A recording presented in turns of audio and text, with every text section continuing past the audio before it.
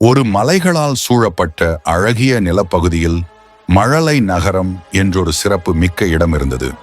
அங்கு குழந்தைகள் மட்டுமே வசித்தனர். பெரியவர்களுக்குள் நுழைய முடியாத மந்திரத்தால் பாதுகாக்கப்பட்ட ஒரு நகரம் இது. அந்த நகரத்தில் வாழும் குழந்தைகளுக்கு ஒரு அதிசய சக்தி இருந்தது. அவர்கள் நல்ல செயல்கள் செய்தால் மட்டும் அவர்களின் மந்திர சக்தி வளர்ந்து கொண்டே இருக்கும். குட்டி அம்மு என்ற ஒரு சிறுமி ஒரு மந்திர பூவை உருவாக்க முடியும். கடோலின் என்ற சிறுமி ஒரு மழை மேகத்தை அழைத்து வர முடியும். மயூரி என்ற ஒரு சிறுமி ஒரு நெகிழ்ச்சியூட்டும் இசை வாசிக்க முடியும். அது அனைவரையும் மகிழ்ச்சியாக மாற்றும். ஒரு நாள் அந்த நகரத்துக்கு மோசன் என்ற ஒரு சுயநலக்காரன் வந்தான். அவனுக்கு அந்த நகரத்தின் மந்திர சக்தி பற்றிய செய்தி தெரிந்துவிட்டது.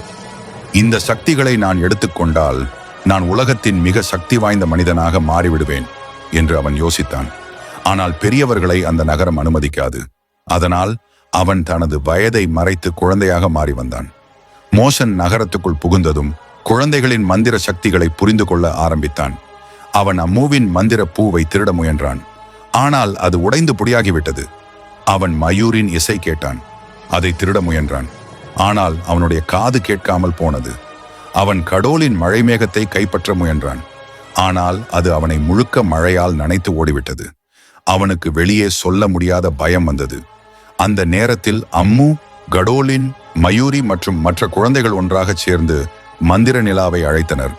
நிலா வெளிச்சம் சோம்பேறி, சுயநலமான மோசமான மனதை உடைத்துவிடும்.